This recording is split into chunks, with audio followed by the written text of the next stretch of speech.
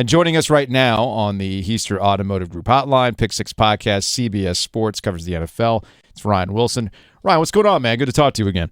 Good afternoon, guys. How's it going? We're good, although I can say I'm good because I'm not Bill Belichick, and I don't look miserable all the time right now in New England, nor am I Tom Brady, who also does a press conference and looks like he has serious regrets. I'm not saying both these guys miss each other because Tom Brady went on to Tampa and he won a Super Bowl, but it is interesting to see these two guys look absolutely miserable at the same time, separated from each other. Do you find this amusing as well? It's a Schadenfreude, I think, is the word that they use in German, and you know that was a popular word when things turned initially for the Patriots. Although Tom Brady did find that success you talked about, but it's wild to see. It's like a couple, you know, the most popular couple in high school got married, Brenda and extremely Eddie. successful, and then like 20 years in, they're like, you know what, this isn't working, Yeah, and they went their separate ways. And you're like, you know what, maybe they're better together, even if it was sort of a dysfunctional relationship at the end. And I think that's sort of it. Because I feel like Bill Belichick certainly could live with Tom Brady. But once Tom Brady got to Tampa and sort of spread his wings, you got the sense that he got out for a reason and he was able to sort of peacock around when he wasn't able to do that in New England. And it worked in year one. They've certainly had some struggles now. I mean, it feels like every veteran quarterback, their game has just fallen off the cliff the last 2 or 3 weeks. But certainly, I would imagine if there was some, crystal ball that we could take Tom Brady back to New England right now, both sides would probably be like, you know what, let's do this. To that point about the veteran quarterbacks, and Ryan Wilson, CBS Sports, joining us here on the OG. I do think there's a difference between what's going on with Aaron Rodgers and what's going on with Tom Brady. I'm not trying to absolve Aaron Rodgers completely, but that was a fixable solution for the Green Bay Packers. I don't know, maybe don't let your best wide receiver go to the Raiders. I don't know. I mean, I'm not a football front office guy. Whereas with Brady, he definitely looks like he doesn't have it. Do you see the same things? Yeah, and the issue for both of these players, first ballot Hall of Famers, greatest of all time, all that, we taken as read. But the issue is when things start going sideways, you get the sense as middle-aged men, and that's what they are. They're like, you know what, I'm too old for this. Like, I just don't have the energy to try to act like I care. Midway through the third quarter of a game, we're getting our brains beaten in. And we've seen that look on Aaron Rodgers' face before. We've seen it this year for the first time ever, I feel like, for Tom Brady. But you're right. I mean, you make a great point. Listen, the thing that frustrates fans more than anything on planet Earth is when they're going to their day jobs, but they can figure out over the course of their time on the weekends watching football that the front office, coaching staff, GMs are making terrible decisions. And the decision by the Packers to trade up for Jordan Love in the deepest wide receiver class in recent human history, that's a head scratcher. And then Devontae Adams leaves. And look, maybe he wanted to leave. He hasn't really said so, but you know, I think it's a step down. We can all admit from Aaron Rodgers to Derek Carr. But I don't know what the front office was thinking. And Aaron Rodgers, whether he's prickly or not, I would imagine he'd prefer to have someone to throw the ball to. Now, the issues in Tampa Bay, I think you're right. I think Tom Brady looks like he's 45. The offensive line has injury issues, and the defense got steamrolled. Ryan Wilson, the actual likable person from the Pick Six Podcast on CBS, joining us here on the OG on the Heister Automotive Group hotline. All right, Ryan, true or false? Both of the New York teams will make the playoffs. I think it's true. The issue, I hesitate. So the Giants, their MO is to get behind and then come back, and I don't think that's sustainable. But I think the good news is they're figuring out how to win when they had a culture of losing for so long, and they're going to get it figured out. I think Brian Daboll is exactly the right fit. We see what Daniel Jones and Saquon Barkley look like when they're coached up properly.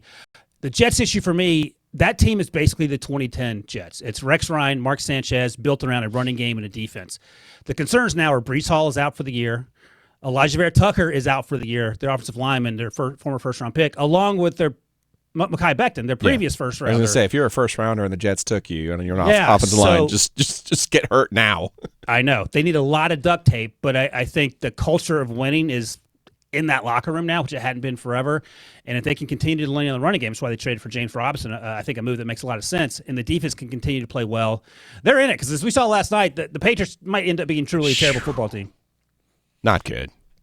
Not good at all. Ryan Wilson joining us here on the OG alongside Joe Giglio. I'm Joe Ovies, Pick Six Podcast, CBSSports.com.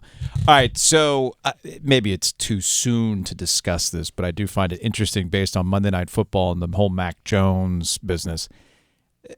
Can we safely say that the 2021 draft class for quarterbacks was overrated this entire time? I'm laughing because we had this exact same conversation on the Pick Six. Would you- No, you're not allowed to have the same conversation that we did, Ryan. No, that's what It's totally completely original on this program. No, like we're the only radio show or live podcast that does power rankings. Nobody else does power rankings. So, Well, here's the thing. Oh, go would you ahead, rather sorry. take the 2020 class? Is the question. At this we did not hype up the 2020 class the same way we presented 2021, right? Like this was the greatest class ever. That everybody's getting these winners.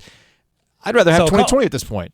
No, a couple things. So, I covered the draft at CBS Sports as well. So this is sort of my side project, if you will. Mm-hmm. But right now, it looks like Justin Fields might be 1B to Trevor Lawrence. And as you know, no one in that class is setting the world on fire. Trey Lance has been injured. He's, we don't know what he is going to be. Mac Mm-hmm. Jones, sweet mercy live, he got bitched for someone who was named after Bailey from Party of Five. Think about that for a second. The best part of last night. Yeah, it absolutely was. And my first thought was, God, I still hate Charlie so much. That's the first thing I thought about when he said that. Such a jerk. Going back to 2020, Jennifer so loved Joe you, Burrow, though, Ryan. You just put me in a spot. Absolutely, no doubt. But Joe Burrow, I mean, the guy looks like a Hall of Famer, right? The way he's playing now after the ACL injury. Who else is in that class? Oh, so Tua looked pretty good against the Steelers. Steelers stink.